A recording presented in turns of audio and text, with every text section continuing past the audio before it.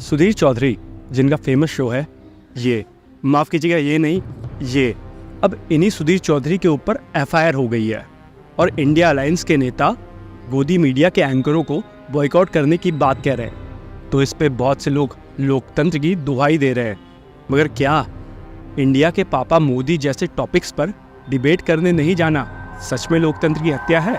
कहीं ना कहीं इसमें सरकार की भी गलती कि सरकार ने विपक्ष से राय मशवरा नहीं लिया। जाति सूचक शब्द का आज कोई इस्तेमाल नहीं करता क्योंकि उसे डर है कि अगर वो करेगा तो उसे सजा होगी। कि कैसे पुलवामा में आतंकवादी घुस गए, क्या यह आपकी इंटेलिजेंस का फेलियर नहीं था? इसे आप क्यों नहीं स्वीकार करते? हाय रे डेमोक्रेसी, मर गई रे डेमोक्रेसी। 10-12 सालों से लोकतंत्र का गला घोटकर अपना घर चलाने वाले न्यूज़ एंकर आजकल टीवी चैनलों पर ये बात बोल रहे हैं। वजह बड़ी सिंपल सी है, इंडिया अलायंस ने इनके कुछ एंकर्स का बॉयकॉट किया है, जिसकी लिस्ट आप देख सकते हैं।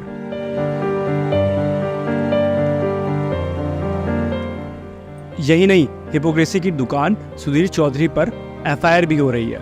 और जब सुधीर चौधरी पर एफआईआर हुई तो वो ट्विटर पर डेमोक्रेसी यानी लोकतंत्र के गीत गाने लगे। मगर आप खुद सुधीर चौधरी द्वारा फैलाई गई फेक न्यूज़ को देखिए और बताइए क्या इसके लिए उन पर एफआईआर नहीं होनी चाहिए? देख लिया। अब हम आपको कर्नाटक में कांग्रेस सरकार की उस योजना के बारे में बताएंगे जिसके तहत वहां की सरकार, कांग्रेस की सरकार जो है, गरीब अल्पसंख्यकों को ऑटो रिक्शा और टैक्सी खरीदने में 50% की सब्सिडी देगी। यानी गाड़ी की आधी कीमत सरकार देगी और बाकी की आधी कीमत चुकाने के लिए भी सरकार लोन देगी।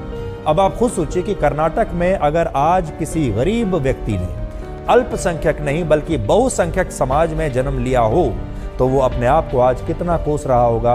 कर्नाटक के जो बाकी के जो धर्मों के लोग हैं, जो बहुसंख्यक धर्म में हैं, वो सोचते होंगे काश हम भी अल्पसंख्यक होते। कर्नाटक सरकार का कहना है कि वो अपनी इस नई योजना के तहत लोगों को आत्मनिर्भर बनाना चाहती है और उनके लिए रोजगार के नए अवसर पैदा करना चाहती है। लेकिन दूसरी तरफ वो ये भी कहती है कि इस योजना का लाभ सिर्फ गैर हिंदुओं को ही मिलेगा। ये योजना हिंदुओं के लिए नहीं है। यानी अगर कोई व्यक्ति हिंदू है, चाहे कितना भी गरीब है, चाहे उसके पास कोई पैसा नहीं है, तो उसे सरकार ऑटो रिक्शा और टैक्सी खरीदने पर सब्सिडी नहीं देगी। लेकिन अगर कोई व्यक्ति मुस्लिम समुदाय से है या फिर ईसाई है, जैन है या बौद्ध धर्म से है, तो इन लोगों को सरकार की तरफ से ऑटो रिक्शा और टैक्सी खरीदने पर 50% की सब्सिडी मिलेगी। अब आप खुद सोचिए, इस आदमी पे एफआईआर ना हो तो क्या इसके गीत गाए जाए, इसके कसीदे गढ़े जाएं, इसकी तारीफें की जाएं? अब आज तक ने अपने सभी चैनलों से सुधीर चौधरी की एक क्लिप तो हटा ली है, मगर उस व्यक्ति का क्या जो सुधीर चौधरी की बात को पत्थर पे लिखी लकीर मानता है? वो तो यही सोचेगा ना कि कांग्रेस मुसलमानों का तुष्टिकरण कर रही है। फिर वो अंकल आएंगे आपके व्हाट्सएप पे आपको ज्ञान बांटते हुए कि कैसे कांग्रेस से हिंदुओं को खतरा है।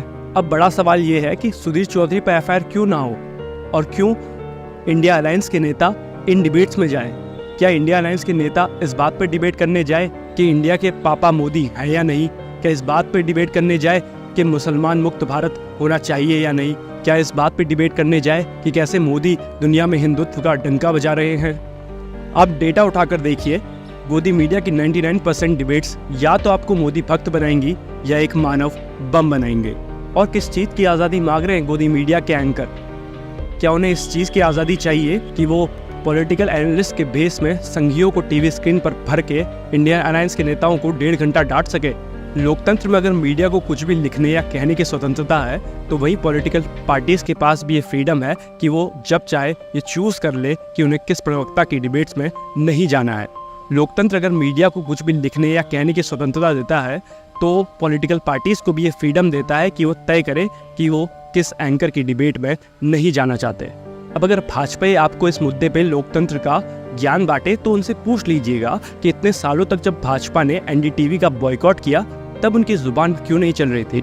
और लोकतंत्र की बात भी कौन कर रहा है? वो सुधीर चौधरी जिसकी हिपोक्रेसी की बात अगर अभी बताने में बैठूं तो मेरा पूरा बुढ़ापा निकल जाएगा, लेकिन सुधीर चौधरी की हिपोक्रेसी खत्म नहीं होगी।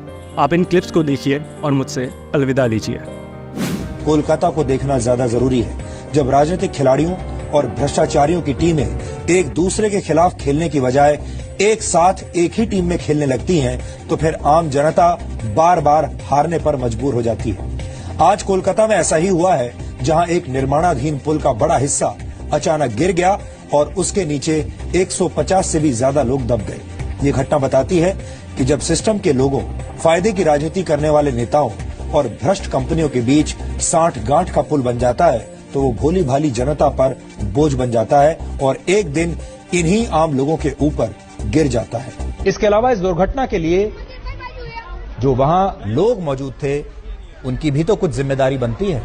कुछ लोगों को यह बात आज हमारी बुरी लग सकती है, आज का दिन तो नहीं है ये कहने का, लेकिन फिर भी कड़वा सच ये है कि लोग खुद भी कहीं ना कहीं इस हादसे के दोषी जरूर हैं। और 2000 रुपए के नोट को लेकर 3 बातें कही जाती हैं। पहली बात, इनका सबसे ज्यादा इस्तेमाल टेरर फंडिंग, मनी लॉन्ड्रिंग और ड्रग सिंडिकेट में होता है। दूसरा, इससे ब्लैक मनी को बढ़ावा मिलता है और नोटों की जमाखोरी भी आसान हो जाती है।